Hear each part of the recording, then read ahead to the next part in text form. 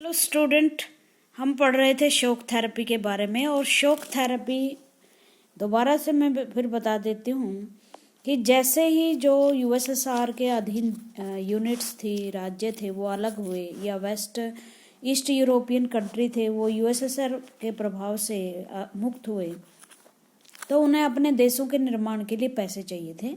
क्योंकि Soviet economy के कारण उनकी इकोनॉमी भी ख़त्म हो चुकी थी, वो स्टैग्नेशन में थी। तो जो ये देश थे, इनकी इकोनॉमी लगभग कोलैप्स हो चुकी थी। तो इनको ये लगा, बड़े सब्ज बाग जो होते हैं ना, सब्ज बाग हिंदी में एक शब्द है, कि बड़े मीठे मीठे सपने दिखाए गए कि आपके साथ वेस्टर्न के साथ जुड़ोगे तो आपको बड़ा फ़ायदा होगा। तो ये देश पूरी तरह से लिबरलाइजेशन इन्होंने अपनाया, कैपिटलिज्म को हटा दिया गया, जितनी भी सरकारी प्रॉपर्टी थी बेच दी इन्होंने, और प्राइवेट हाथों में इनके सब कुछ कंपनियां वगैरह दे दी गई। और एक this transition ruled out any alternate और थर्ड वेव, जो इसे कहते हैं थर्ड वेव आना, स्ट्रेट कंट्रोल सोशलिज्म आना। देखो, एक फर्स्ट वेव आई थी जब 1919 से 1950 तक यूरोप में लिबरलाइजेशन आया। उसके बाद दूसरी जो वे आई डेवलपमेंट की, जो इंडिया जैसे देश आज़ाद हुए उनकी, ये थर्ड वेव थी, जहां डेमोक्रेसी और लिबरलिज्म या प्राइवेटाइजेशन आया था। सेकंड वर्ल्ड में जो यूएसएसआर है उसको सेकंड वर्ल्ड बोलते थे। कलेक्टिव खेती थी, अब प्राइवेट होने लगी। जो उद्योग पब्लिक सेक्टर के थे वो प्राइवेट हो गए। ठीक है, तो इस तरह से इन्होंने पूरी तरह से अपनी चीज़ों को चेंज कर लिया है। ये रशिया और रशिया के प्रभाव में आने वाले देश हैं। रशिया से जो अलग हुए देश, उनके नाम सुन लो आप: Kazakhstan, Uzbekistan, Kyrgyzstan, Tajikistan, Turkmenistan. ये जो तजाकिस्तान है ये बिल्कुल भारत के ऊपर है। अजेरबैजान, आर्मेनिया, जॉर्जिया, यूक्रेनिया, बेलारूस, ठीक है, और जो लाथूनिया, लाटविया, जॉर्जिया, ये चेचनिया, ये अलग हुए थे रशिया से। इनकी एक पूरी लिस्ट होगी, वो आप देख लेना। तो हम शॉक थेरेपी को डिटेल से पढ़ते हैं। Shock therapy also involved A drastic change in the internal orientation of this economic development and was now emphasized through more trade, and thus a sudden and complete switch to free trade was considered essential. Shock therapy के द्वारा क्या किया गया, जो economy थी वो पूरी तरह से चेंज की गई। कंप्लीट जो व्यापार था वो कंप्लीट फ्री छोड़ दिया। The free trade regime and foreign trade direct investment. अब इनको देखो, जो फ्री डायरेक्ट इन्वेस्टमेंट या फ्री ट्रेड उनके लिए लाभदायक होता है जिनके पास कुछ बेचने के लिए माल होता है। ठीक है, अगर आपके देश में कुछ बेचने के लिए और बाहर से ही वस्तुएं आनी, तो आपको क्या फ़ायदा है? आप तो खरीदार होगे ना। तो इन्होंने फ्री ट्रेड अपना लिया, बाहर से यहाँ कंपनियां आ गई, और वो कंपनियां मोस्टली यूरोपियन देशों की, वेस्टर्न कंट्रीज की, अमेरिका की थी। वो कंपनियां यहाँ के महंगे दामों पर चीज़ें बेचती और इनको खरीदना पड़ता। जैसे देखो, भारत में कोका कोला की कंपनी, एक कोक की कंपनी है, 90 इनमें 99% पानी प्रयोग होता है, 1% कुछ ऐसा इंग्रेडिएंट यूज होता है जिससे ये कोक बन जाती है। 90% पानी किसका है? 99% इंडिया का। बट पैसे कौन कमा के ले जाता है? जो अमेरिका है, उसकी कंपनी कमा के ले जाती है। इसी तरह जैसे हाइब्रिड बेचने के लिए एक मिनेसोटा कंपनी आती है अमेरिका की। अगर हमारे पास भी बेचने के लिए उतनी वस्तुएं तो हमें इनका फ़ायदा होता है। लेकिन अगर हम खरीदार ही बन के रहें और हमारी जो वस्तुएं उनके सामने टिकी ना पाएं, तो ये चीज़ें उल्टा भी प्रभाव डाल देती हैं। दिस आल्सो, एफडीआई का मतलब होता है foreign direct investment. Foreign direct investment का मतलब बाहर की कंपनियां आपके देश में जब इन्वेस्ट करती हैं, पैसे लगाती हैं, कंपनियां लगाती हैं। This also involve openness to foreign investment. इसको बोलते हैं बाहर से विदेशी इन्वेस्टमेंट के लिए खुलापन। मतलब पहले रशिया अपने देश में किसी भी देश की फैक्ट्री लगाने नहीं देता था, अब ये चीज़ें खुल गई। फाइनेंशियल ओपनिंग आ गई, and deregulation and currency convertibility. ये सारे व्यापार को चलाने के लिए, व्यापार को बढ़ावा देने के लिए ज़रूरी होता है कि आप ओपननेस करो मार्केट में, दूसरे देशों के बाज़ारों के लिए, दूसरे देशों की वस्तुओं के लिए अपने बाज़ार खोल दो, डीरेगुलेशन कर दो, मतलब ज़्यादा से ज़्यादा कानून ना बनाओ। जैसे हमारे यहाँ पहले कंपनी लगाने के लिए परमिट, लाइसेंस, पता नहीं क्या क्या होता था, और उसके बाद कोई कंपनी 6 साल 7 साल में लगती थी। और करेंसी कन्वर्टिबिलिटी का मतलब होता है कि आपकी, अगर मान लो आप रुपए में लेन देन करते हैं तो उसका यूरो में या डॉलर में कन्वर्ट हो जाना। तो इस तरह से finally the transaction also involved A breakup of the existing trade alliance among the countries of the Soviet block. और फाइनली क्या हुआ, जितने भी ट्रीटी थी, जितनी भी संधियां थी सोवियत ब्लॉक की दूसरे देशों के साथ, वो टूट गई और नई संधियां बना ली। Each state from this block was now linked directly to the west and not to each other in the region। और इन्होंने सभी ने अपनी जो संधियां है डायरेक्टली लिंक बना लिए वेस्ट यूरोपियन देशों के साथ, और नोट टू ईच अदर, अपने देशों के साथ नहीं बनाई।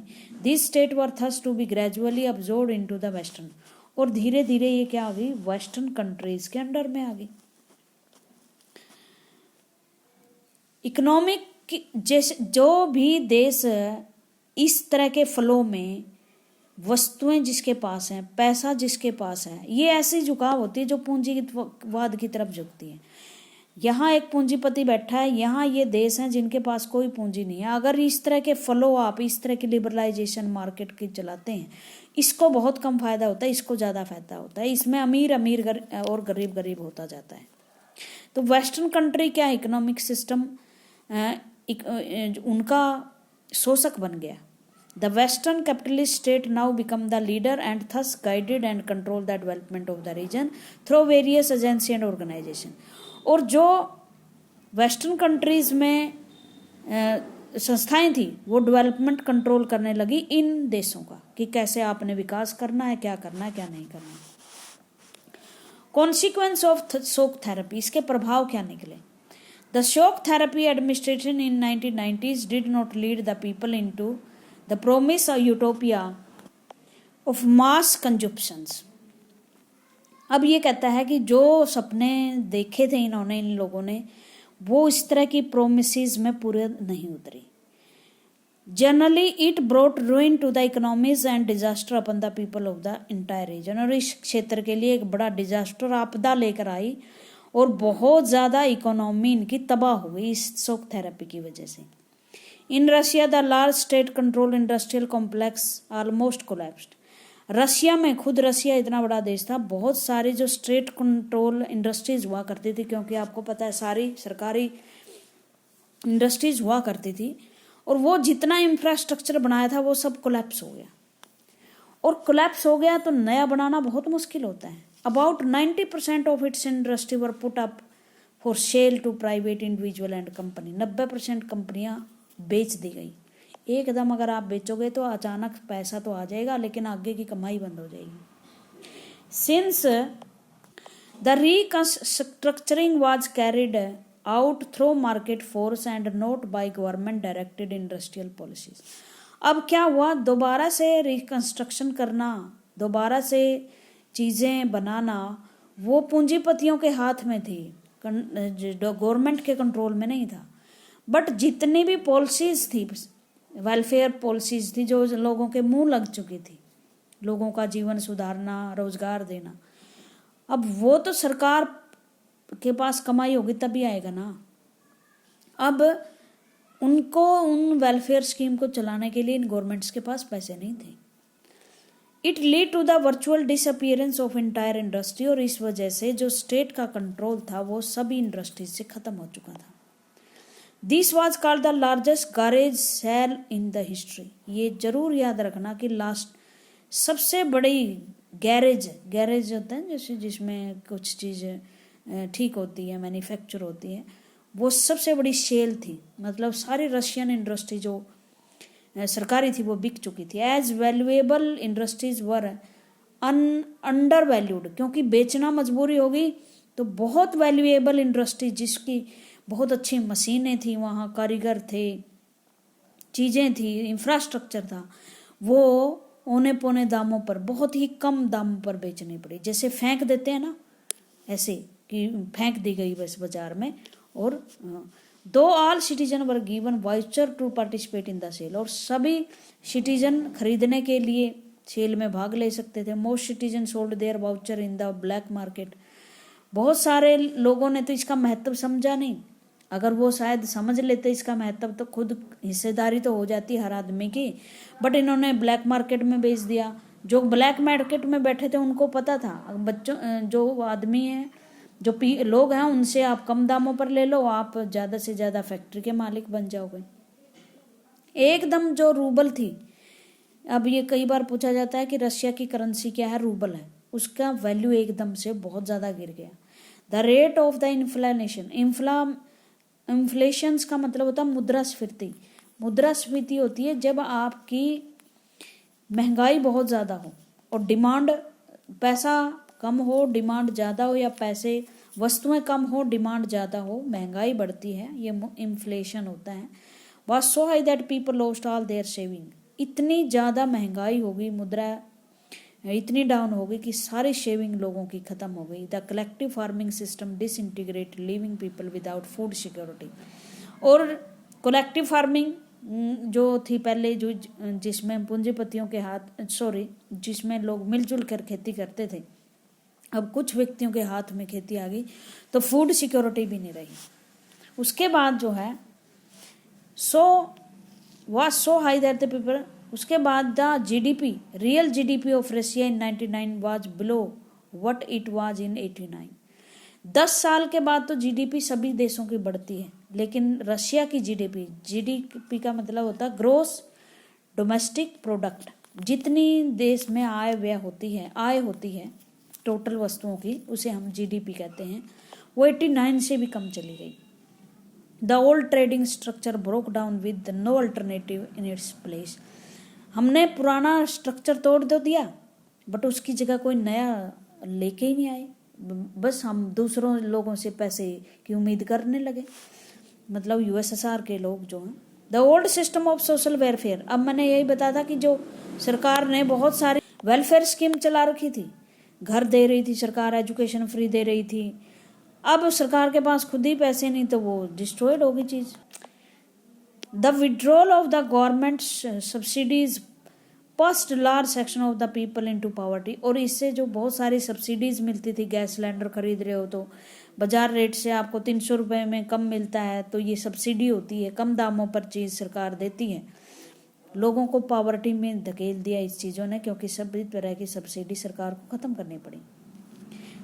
The middle class were pushed into periphery of society and the academics and intellectual manpower disintegrated or migrated।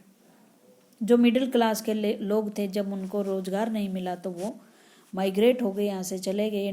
Mafia emerged in most of this country and start controlling many economic activities. एक ऐसा mafia खड़ा हो गया इस देश में, क्योंकि सरकारें ढीली पड़ गई कि वो सारी इकोनॉमी को कंट्रोल कर रही थी। कुछ पूंजीपति पैदा हो गए। Privatisation lead to new disparities, privatisation से नई असमानताएं पैदा हो गई गरीब और अमीर के बीच में। Post Soviet state specially Russia was divided, और इस तरह से जो ये between rich and poor region, एक देश के अंदर ही ऐसे लगता था कि ये तो पुअर है और ये ज़्यादा रिच है, इस तरह के एरिए बन गए। वैसे हर देश में होते हैं, भारत में भी है, जैसे उड़ीसा, बिहार, झारखंड, ये बहुत गरीब इलाके आते हैं भारत में। पंजाब जैसे, कश्मीर जैसे इलाके बहुत धनी आते हैं। Unlike the earlier system there was now great economic inequality between the people. लोगों के बीच में बहुत ज़्यादा डिस्पैरिटी, इकोनॉमिक इनइक्वालिटी पैदा हो गई। The destruction of democratic institution was not given the same attention and priority as the demand of the economic transformation। जो डेमोक्रेटिक इंस्टीट्यूशन थी, उन्होंने ज़्यादा अटेंशन नहीं दी कि इकोनॉमिक डिमांड क्या है लोगों की और किस तरह से परिवर्तन लाया जाए। The constitution of these all these countries were draft in a hurry. जो ट्यूशन थे वो इसलिए जल्दी जल्दी बनाए गए कि जल्दी से जल्दी सोवियत का जो भूत है वो ख़त्म हो, समाजवाद सिस्टम, साम्यवादी सिस्टम ख़त्म हो। जल्दी जल्दी में ऐसा बना दिया रशिया में भी कि had a strong executive president with the widest possible power that rendered elected parliament respectively weak. उन्होंने जल्दी जल्दी में ऐसा संविधान बनाया जिसमें जहां एग्जेक्टिव जो राष्ट्रपति था वो तो बहुत ज़्यादा मजबूत था और पार्लियामेंट बहुत कमज़ोर थे। आज भी रशिया में देखोगे जो पुतिन साहब हैं 24 सालों से वो राष्ट्रपति बने हुए हैं और वही दिखाई देते हैं, बाकी कोई दूसरी पार्टी न लीडर दिखाई देता है। तो वीक पार्लियामेंट बनी गई। इन central Asia the president had great power. Central Asia में जैसे कि कजाकिस्तान, किर्गिस्तान थे, उनमें पावर बहुत ज़्यादा प्रेसिडेंट के हाथों में थी। And several of them become very authoritarian, और तानाशाही बन गए। For example the president of Turkmenistan and Uzbekistan appointed themselves to power first for 10 year. Uzbekistan और तुर्कमेनिस्तान के प्रेसिडेंट के पास ये पावर है कि वो अपने आप को 10 ईयर के लिए बना सकते हैं प्रेसिडेंट, और 10 ईयर और बढ़ा सकते हैं। ये पता नहीं किस तरह की डेमोक्रेसी उन्होंने अपनाई। तो ये रिजल्ट शॉक थेरेपी के हैं। Shock therapy about half of the Russian 1500 bank and other financial institution were bankrupt. 1500 bank थे, दूसरी फाइनेंशियल इंस्टीट्यूशन भी थी जो बाजार में पैसा उपलब्ध करती थी, उनका दिवालिया निकल गया। This image is the Inko bank, Russia second largest bank that went bankrupt in 1998। Inko bank जो था वो रशिया का सबसे बड़ा दूसरा बैंक था। 1998 में ये भी क्या हो गया था, दिवालिया हो गया था और फिर उसको प्राइवेट शेयर होल्डर्स के हाथों में बेच दिया गया था। अपॉइंट देमसेल्व्स, उनके पास इतनी पावर थी कि 10 साल के लिए वो बढ़ा सकते। दे अलाउड नो डिसेंट और अपोजिशन, किसी भी देश अपोजिशन की पार्टी को वो अलो ही नहीं करते कि कोई दूसरी पार्टी भी हो सकती है। Judicial culture and independence of judiciary was yet to be establish in the most of this country. Judicial culture और निष्पक्ष जुडिशरी, स्वतंत्र जुडिशरी इन देशों में स्थापित की गई। Most of these economies specially Russia start reviving in 2000, लेकिन कुछ साल के बाद इन देशों ने अपने आप को रिवाइव करना शुरू किया। देखो इंफ्रास्ट्रक्चर तो था इनके पास, पैसे नहीं थे, बस पैसे आ गए। The reason for the revival for most of their economy was to export of natural resources like oil, natural gas and minerals, क्योंकि इनके पास बहुत सारे तेल, नेचुरल गैस और मिनरल्स है। आपको पता है रशिया जो है वो शायद तेल में दूसरे नंबर पे आता है एक्सपोर्ट करने में। तो तेल बेच के इन्होंने अपना पैसा कमाया, और पैसा था। मान लो आपके यहाँ भवन है, स्कूल है, बने पड़े हैं आपके पास, लेकिन स्कूल को चलाने के लिए पैसे नहीं है, कुछ बेच देते हैं रिसोर्सेज, तो स्कूल दोबारा शुरू हो जाते हैं। Azerbaijan, Kazakhstan, Russia, Turkmenistan and Uzbekistan are major oil and gas producer. Other countries have gained because of their oil pipeline that cross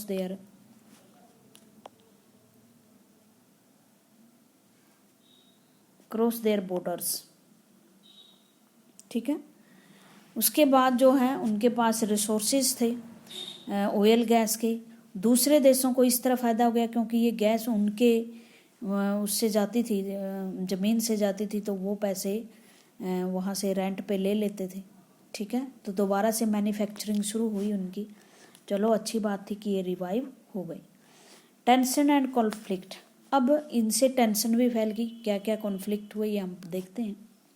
देखो ये देश भी ऐसे थे जिसमें बहुत सारे नस्ली भेदभाव भी थे, और आपको पता है बहुत सारे ऐसे लीडर थे यहाँ जो पावरफुल लीडर बन गए और लोगों की इन्होंने सुनी ही नहीं। मतलब जैसे तुर्कमेनिस्तान के प्रेसिडेंट के पास इतनी पावर थी। कुछ देशों के आपस में झगड़े शुरू हो गए क्योंकि जो बंटवारा वो सही ढंग से नहीं हुआ, तो इससे कॉन्फ्लिक्ट पैदा हो गए जो रशिया से अलग हुए थे, यूएसएसआर से अलग हुए देश उनमें। और ये देश जो देश सोवियत संघ से टूटे फिर वो आपस में भी टूट गए। उन देशों से एक दो देश अलग से हो गया।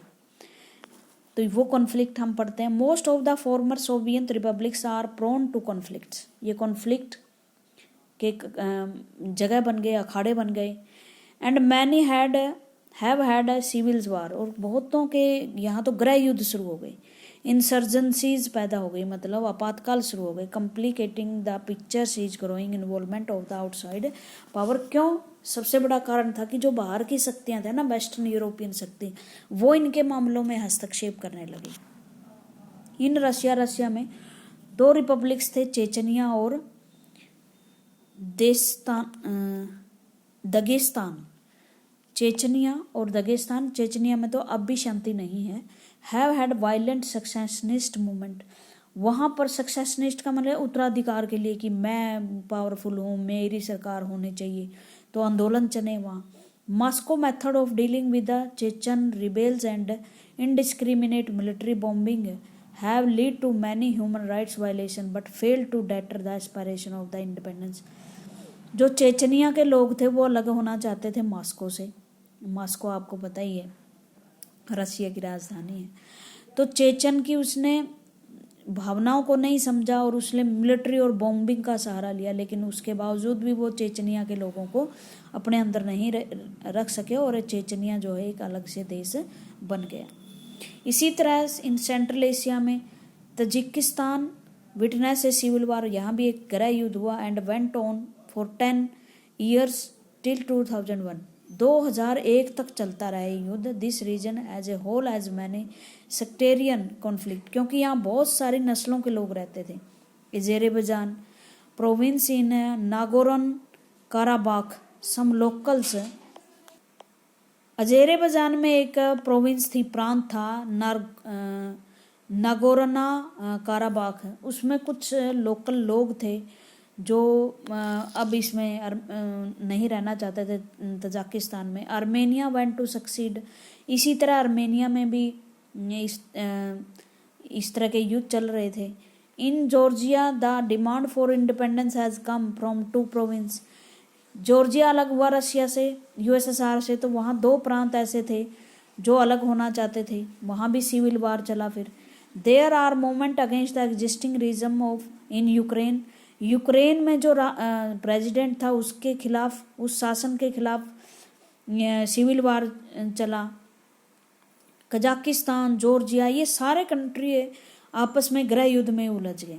कोई प्रांत एक दूसरे से अलग होना चाहता है, कोई वाटर डिस्प्यूट हो रहा है, रिवर पे डिस्प्यूट हो रहा है, रिसोर्सेज पे डिस्प्यूट हो रहा है, माइनिंग पे डिस्प्यूट हो रहा है, या शासक के खिलाफ कॉन्फ्लिक्ट हो रहा है। The Central Asia republic are area with vast hydrocarbon resources. अब सेंट्रल एशिया में बहुत सारा हाइड्रोकार्बन का, आपको पता है पेट्रोल डीजल होते हैं, वो रिसोर्सेज थे उसमें। Which have brought them economic benefit, इससे उसको इकोनॉमिक लाभ मिला। Central Asia had also become a zone of competition between outside company and oil company. अब ये वेस्टर्न जो लोग थे वो आ रहे थे इनके यहाँ, कंपनी पैसे दे रहे थे, कंपनी लगा रहे थे, इन्वेस्ट कर रहे थे, पैसे दे रहे थे सरकार को, तो सारे जितने भी हाइड्रोकार्बन के क्षेत्र थे इन ऑयल कंपनियों ने जब्त कर लिए। The region is next to Russia, China, Afghanistan and Pakistan also. और बाद के जो क्षेत्र हैं जिसमें आपका रशिया, चाइना थे, ये भी वेस्टर्न कंपनियां यहाँ तक आ गई थी इन रिसोर्सेज का दोहन करते करते।